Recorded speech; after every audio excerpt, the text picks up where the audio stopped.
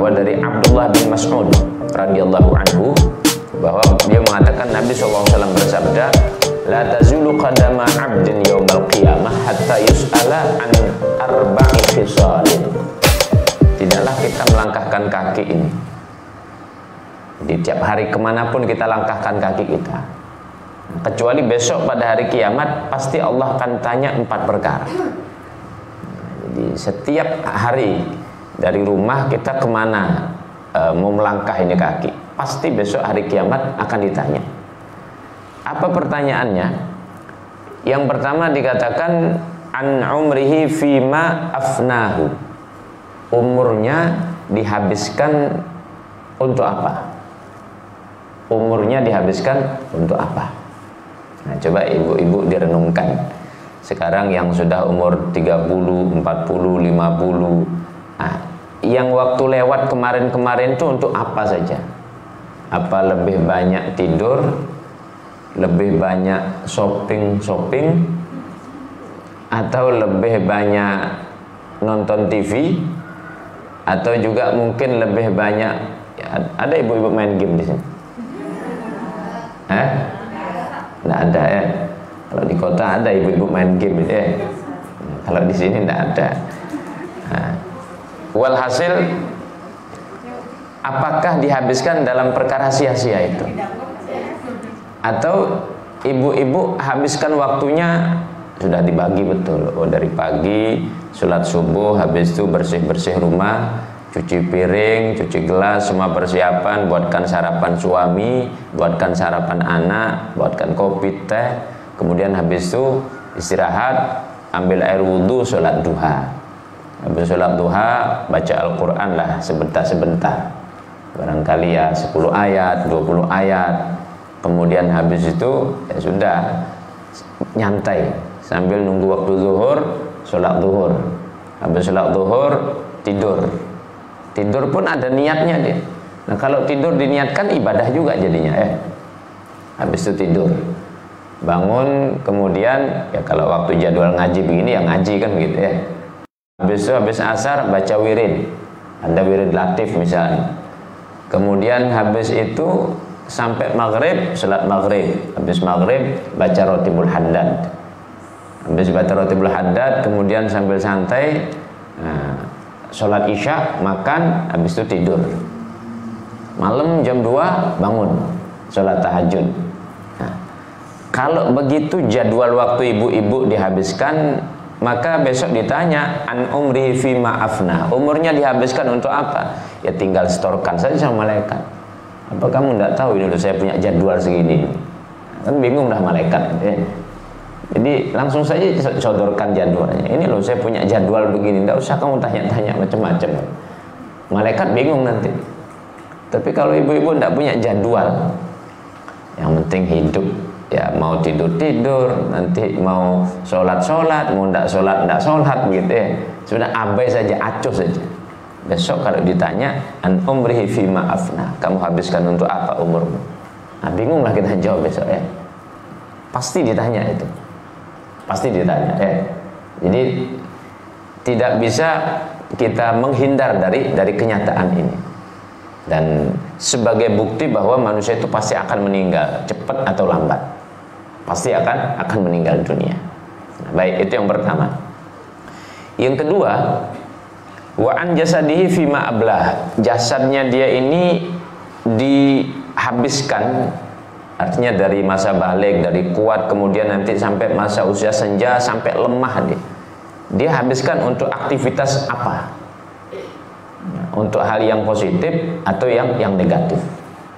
Ya jasadnya semua baik itu mata, kemudian mulut, kemudian tangan, semuanya walhasil. Jasad ini dibuat untuk apa dalam menjalani hidup ini? Nah, baik, itu yang kedua. Wa an ilmihi ma amila bihi. Yang ketiga ilmunya. Nah, jadi tuntutan pertama sebagai orang Islam itu adalah thalabul ilm fardhah ala kulli muslim. Menuntut ilmu wajib bagi setiap orang Islam. Tapi setelah menuntut ilmu, kita sudah tahu ilmunya ini, maka tuntutannya diamalkankah atau tidak? Nah, macam tadi terkait dengan ibadah kurban. Kita sudah dengarkan, faham sedikit fadilahnya. Kalau kurang jelas boleh nanti sambil tanya jawab ya. Nah, lalu setelah mengetahui, sudah pasang niat atau belum? Saya pasang niat, ya Allah, mudah-mudahan kau luaskan rezeki saya mau berkurban tahun ini. Ditanya nanti ilmu yang dia pahami itu. Dia dengar tentang tahajud, malam bangun tidak tergerak untuk tahajud. Nanti ditanya oleh Allah. Nah, jadi ilmu yang sudah kita pelajari itu akan ditanya. Nah, terus enaknya biar tidak ditanya, tidak usah belajar ilmu sekalian. Ya salah juga ya. Kalau tidak belajar ilmu sekalian, maka tertutuplah jalan dia ke surga itu. Kalau dia tidak mau belajar ilmu, tertutup jalan ke surga. Karena Nabi menyatakan, man salaka tariqan, barang siapa yang dia melalui satu jalan, yaltamisu fihi ilman, di mana pada jalan tersebut dia berniat atau menjalani dalam rangka untuk menambah ilmu. Ya, seperti inilah ya. Maka sahalallahu lahu tariqan ilal jannah. Allah gampangkan, Allah mudahkan jalannya dia menuju ke surga. Jadi orang mencari ilmu ini sebenarnya menuntun jalannya dia ke surga, memudahkan. Ya sederhananya, kalau kita sudah mengetahui fadilah, misalnya sholat duha 4 rakaat, maka itu lebih baik daripada dunia dan isinya di awal siang. Sholat duha 4 rakaat lebih baik dari dunia dan isinya. Artinya dunia dan isinya itu semuanya. Kalau ditimbang semua dunia dan isinya dengan fadilah 4 rakaat, itu lebih unggul yang 4 rakaat. Nah, kalau dia kerjakan, berarti sesungguhnya dia sudah menjalani jalan menuju ke surga. Dan besok kalau ditimbang amalannya, dunia ini tidak seberapa dia. Dunia ini tidak seberapa ya. Seperti itu nanti keadaannya. Nah, sehingga di sini kita akan ditegaskan besok di hadapan Allah pada hari kiamat. Jadi ditanya, ilmu yang dia punya itu diamalkan atau tidak. Nah, maka perlu diresapi betul ya. Sehingga setiap ibu-ibu belajar ilmu agama, bila perlu dicatat, kemudian direnungkan sampai di rumah. Saya pun kalau ngajar begitu. Kalau dulu waktu belajar saya renung. Kalau sekarang habis ngajar, ya juga untuk pribadi juga berpikir, oh saya bisa melakukan ini, saya mampu mengamalkan ini, saya mampu mengamalkan ini, saya tidak mampu mengamalkan ini. Jadi kita evaluasi juga secara pribadi. Itu yang ketiga. Yang terakhir, yang keempat adalah wa'an malihi, dan terhadap hartanya, min aina iktasabahu, dari mana dia dapatkan. Apakah dari hasil transaksi jual beli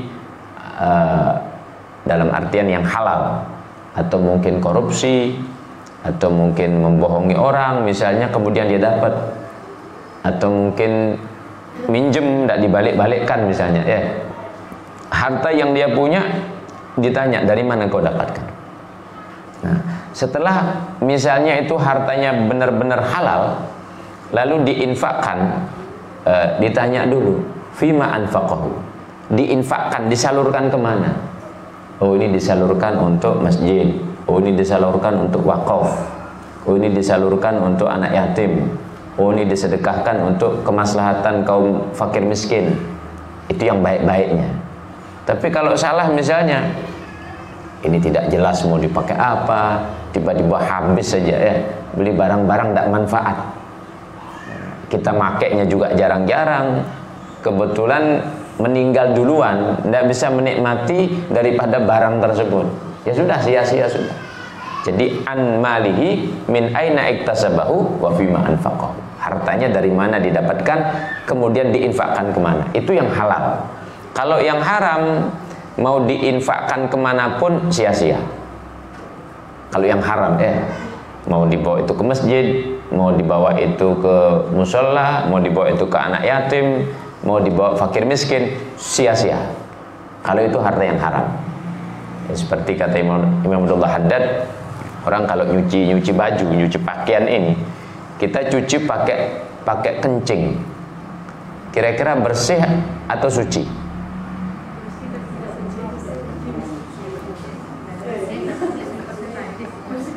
Bersih tapi najis, tidak suci ya. Bersih, ada kencing 1 drim misalnya ya, nah, dikumpuli barangkali ya. Nah, jadi dikumpuli, masukilah bajunya di sana deh, apa namanya, direndam di sana. Habis itu angkat, kotorannya jatuh turun, kemudian dijemur, ya baunya pesing kan itu ya. Nah, kemudian statusnya apa? Najis. Kelihatan bersih tapi najis, kan begitu. Nah, artinya bersih itu belum tentu suci. Ibu-ibu kalau ngepel rumah itu ya, pakai apa, pengharum itu, pengharum. Rupanya pel-pelannya ini ada kencing atau ada bekas kotoran tikus atau kucing kencing lah misalnya, lalu kita gosok-gosok di sana, masukkanlah di ember itu, masukkan di sana, nyampurlah itu, habis itu diperas pakai ngepel lagi, habis itu masukkan lagi, diperas lagi, pakai ngepel lagi di sana. Itu malah melebarkan tempat najisnya, kan begitu, melebarkan tempat najis. Walaupun untuk kering harum, karena lebih dominan pewanginya, ya tetap saja najis. Kalau dipakai sholat di sana ya tidak sah, kan begitu ya. Nah, maka bagaimana caranya? Ya harusnya ambil air, guyur sekalian, atau ambil kain, diangkat dulu najisnya, kan begitu. Angkat dulu najisnya. Setelah najis diangkat, guyur. Setelah diguyur, nah itu 2 kali baru dibilas. Habis itu masih dirasa ragu-ragu, bilas lagi. Keempat, kelima begitu ya. Nah, baru dinamakan suci. Jadi bersih itu belum tentu suci. Bersih itu belum tentu suci. Atau kotor belum tentu najis. Barangkali musim hujan kita kena tanah. Hujan kena percikan tanah itu ya. Nah, kotor, tapi kan belum tentu najis. Jadi kotor belum tentu najis. Bersih belum tentu suci. Yang dibutuhkan dalam agama itu suci. Bukan sekedar bersih. Nah, jadi kalau nyuci pakaian perlu berhati-hati. Nah, balik lagi, gambaran orang bersedekah dengan harta yang haram seperti nyuci baju dengan air kencing.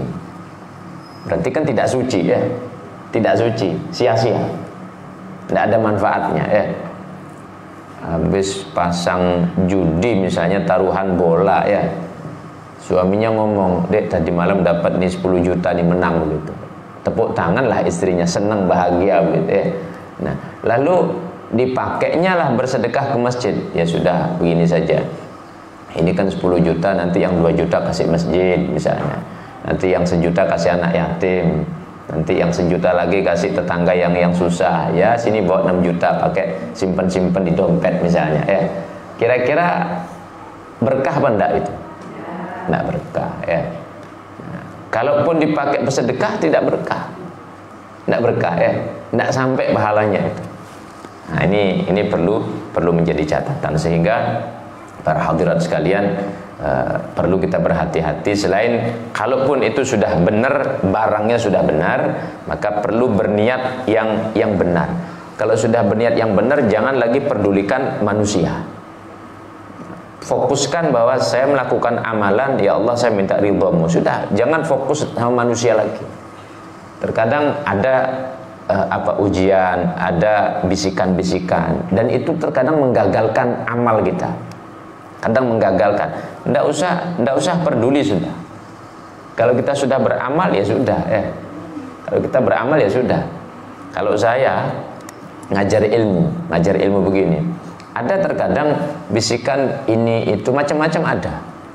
Tapi kemudian kalau itu diikuti, maka ilmu yang sampai itu ya tidak maksimal, pahalanya pun tidak dapat. Ya terkadang masuk kanan keluar kiri, ya kan sia-sia ya. Nah, jadi kalau sudah beramal apapun itu ya, apapun itu, mau itu di masjid, mau itu di yayasan, mau itu di musola, mau itu di masyarakat, panti asuhan, dimanapun kalau sudah beramal, sudah bila perlu lupakan sudah, lupakan. Fokus sudah, ya Allah terima, sudah, titik sudah, ya. Nah, usahakan seperti itu.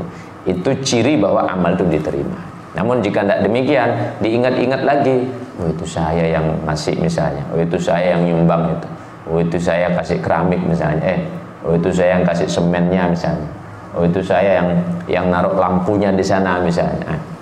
Kalau diungkit-ungkit seperti itu, malah rusak pahalanya. Allah katakan, wala tubdilu shadaqatikum bil manni wal adha.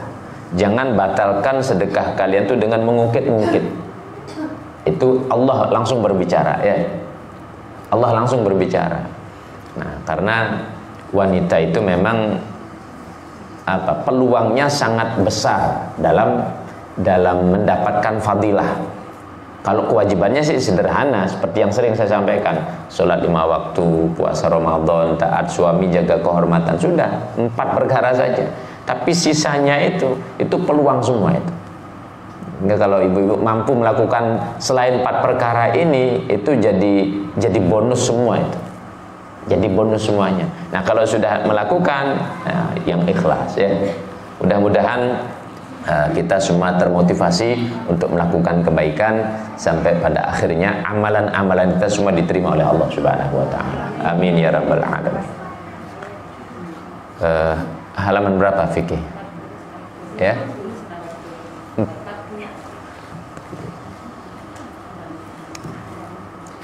Semua bawa bukunya, ya.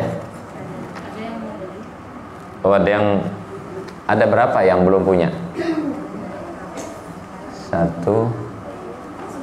masih banyak, ya. Nah, kalau saya pesankan 10 biji lagi, ya, atau 15, ya. Ya baik. Ya, insyaallah.